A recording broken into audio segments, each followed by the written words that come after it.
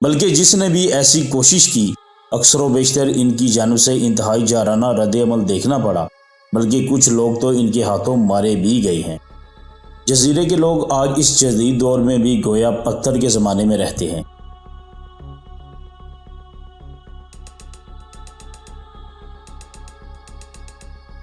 بسم اللہ الرحمن الرحیم۔ ہسٹری ایکسپوز کے معزز ناظرین، السلام علیکم ورحمۃ اللہ وبرکاتہ۔ ایسے قبائلی جو جدید دنیا سے رابطے پر خفا ہیں اور وہ وہاں آنے والوں کو قتل کر دیتے ہیں، اس کی وجہ کیا ہے ناظرین؟ اس کلپ میں ہم آپ کو تفصیل سے بتائیں گے۔ معزز ناظرین، خلیج بنگال میں یعنی دنیا کی گنجان ترین آبادیوں کے عین درمیان میں ایک علاقہ ایسا بھی ہے جہاں تہذیب آج تک نہیں پہنچی اور جہاں جدید دنیا کا شائبہ تک نہیں ہے۔ آپ نے ضرور جزائر انڈمان کا نام سنا ہوگا، وہی جہاں کالا پانی جیسی بدنام زمانہ جھیل تھی جسے برطانیہ سیاسی قیدیوں کو جلا وطن کرنے کے لیے استعمال کرتا تھا۔ یہ وہ ملحقہ جزیرہ خلیج بنگال میں واقع ہے جو برطانیہ سے آزادی کے بعد وراثت میں بھارت کو ملے تھے۔ ان جزائر میں سے ایک جزیرہ شمالی سینٹینیل ہے۔ یہاں کے رہنے والے لوگوں کو سینٹینیلی کہا جاتا ہے اور یہ علاقے کے دیگر 6 قبائل میں سے ایک ہے۔ جراوا، اونگے، شومپن اور نوکوباری شامل ہیں۔ ان میں سے صرف سینٹینیلی ہی ایسے ہیں جو باقی دنیا سے بالکل نہیں ملنا چاہتے، بلکہ جس نے بھی ایسی کوشش کی اکثر و بیشتر ان کی جانب سے انتہائی جارحانہ رد عمل دیکھنا پڑا، بلکہ کچھ لوگ تو ان کے ہاتھوں مارے بھی گئے ہیں۔ جزیرے کے لوگ آج اس جدید دور میں بھی گویا پتھر کے زمانے میں رہتے ہیں۔ ان کا طرز زندگی آج بھی ویسا ہے جیسا انسان کا آج سے ہزاروں سال پہلے ہوگا۔ ماہرین بشریات خطرہ لاحق ہے کہ ان سے رابطہ کرنے یا میل جول بڑھنے کے نتیجے میں انہیں عام انسانوں کی وہ بیماریاں لگ سکتی ہیں جن کے خلاف ان کے جسم میں مدافعت نہیں پائی جاتی۔ اس لیے اس جزیرے میں داخل ہونے میں اب پابندی ہے اور اس کے گرد 5 بحری میل کے علاقے میں کوئی داخل نہیں ہو سکتا۔ کہنے کو تو یہ جزیرہ بھارت میں ہے، لیکن حقیقت یہ ہے کہ اس میں کوئی قانون لاگو نہیں ہوتا، اور کوئی شخص جزیرے میں داخل ہونے کی کوشش کرتے ہوئے مارا جاتا ہے تو بھی حکومت اس قبیلے کے افراد پر کوئی مقدمہ نہیں چلائے گی۔ یہ جزیرہ تقریباً 60 مربع کلومیٹر پر پھیلا ہوا ہے اور یہاں کی آبادی کے حوالے سے بھی جو اندازے لگائے گئے ہیں وہ 100 سے 150 کے درمیان ہے۔ یہاں کے باسیوں کا گزر بسر شکار ہوتا ہے۔ یہ تیر کمان کا استعمال کر کے مختلف جنگلی حیات کا شکار کرتے ہیں اور سمندر سے مچھلیاں پکڑ کر اور کیڑے بھی پکڑتے ہیں۔ یہ زراعت سے واقف نہیں کیونکہ جزیرے پر کوئی زرعی علاقہ نہیں دیکھا گیا، البتہ دانتوں کی اہمیت کو سمجھتے ہیں اور دانتوں کا استعمال کر کے ہتھیار بناتے ہیں۔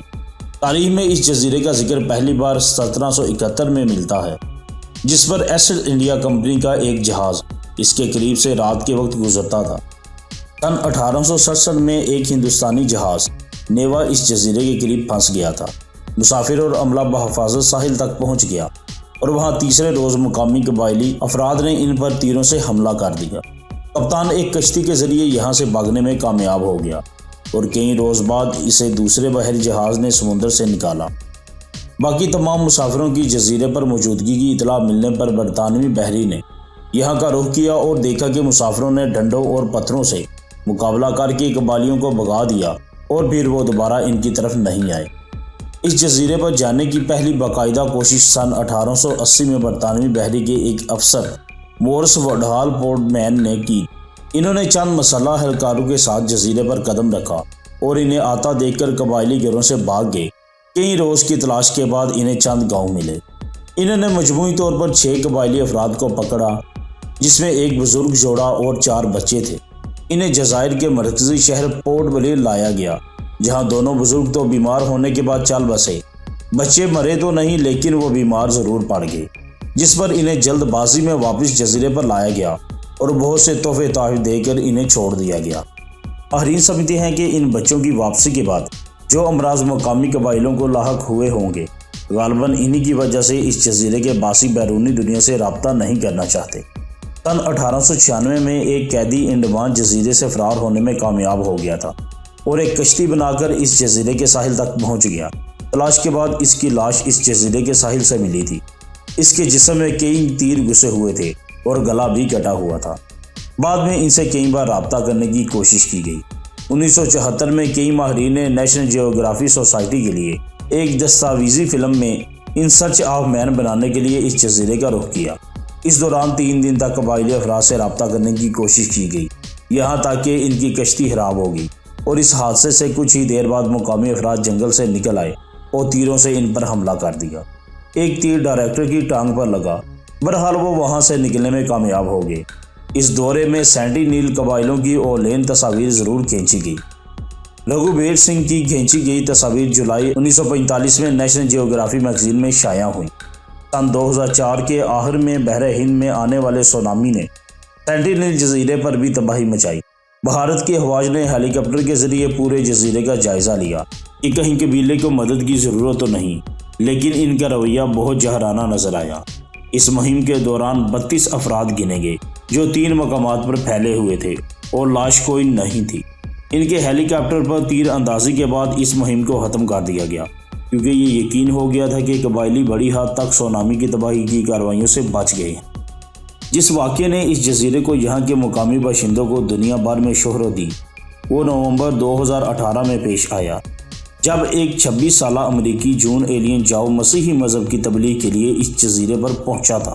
اس کی خواہش تھی کہ وہ ان قبائلی افراد کے ساتھ رہے اور انہیں تہذیب و مذہب سے روشناس کروائی، کیونکہ جزیرے پر کسی کو جانے کی اجازت نہیں، اس لیے وہ مقامی ماہی گیروں کو پیسے دے کر غیر قانونی طور پر جزیرے پر پہنچا۔ جاؤ کے خطوط کے مطابق وہ جانتا تھا کہ اسے موت کا سامنا بھی کرنا پڑ سکتا ہے اور اس کا دورہ غیر قانونی ہے، لیکن اس کا کہنا تھا کہ یہ جزیرہ شیطان کا آخری گڑھ ہے جہاں کسی نے کبھی بھی خدا کا نام نہیں سنا۔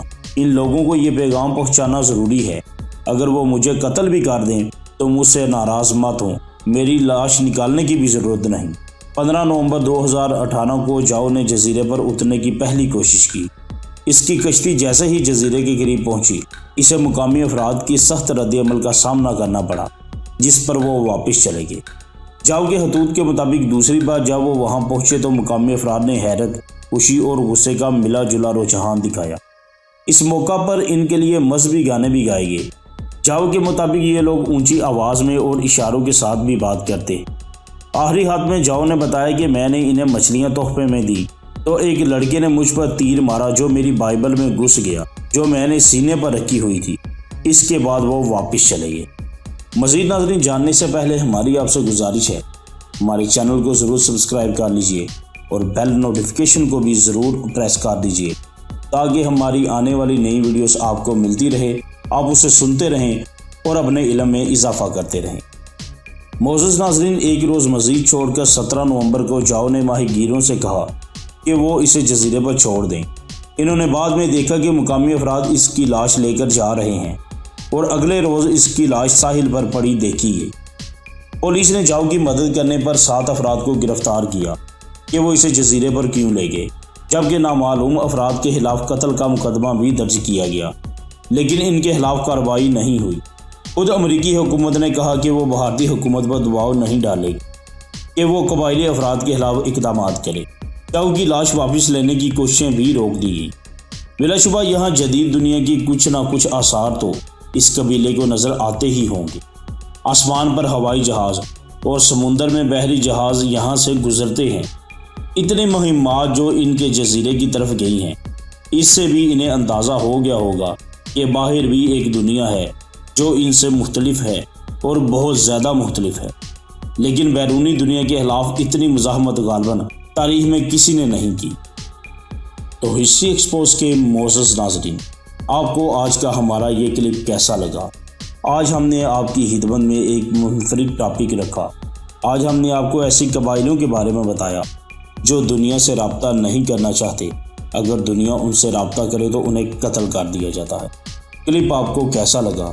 کمنٹ سیکشن میں اپنی رائے کا اظہار ضرور دیجیے گا، ہم آپ کے منتظر رہیں گے۔